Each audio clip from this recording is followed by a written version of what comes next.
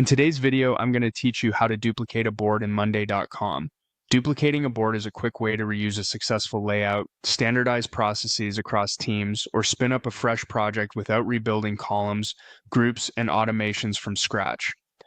I'll walk you through the exact clicks and also share a few tips so you get the result you expect.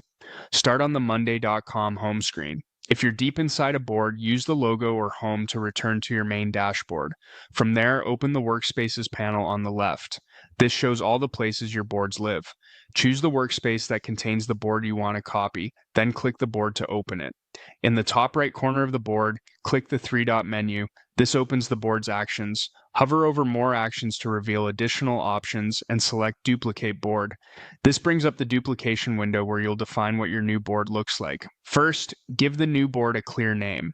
Think about a naming convention that distinguishes it from the original, like adding the client name, date, or the word template if you plan to reuse it often. Next, choose what to duplicate. You can copy just the structure, which includes groups, columns, and automations without any items, or copy structure and items if you need the existing tasks as a starting point. If there's an option to include updates and files, use it only when you truly need historical conversations or attachments, since that can bring over more data than necessary. You'll also see a choice about subscribers.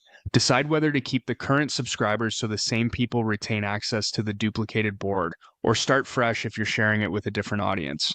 Keeping subscribers is great for team continuity. Starting clean helps prevent unintended access to a new project.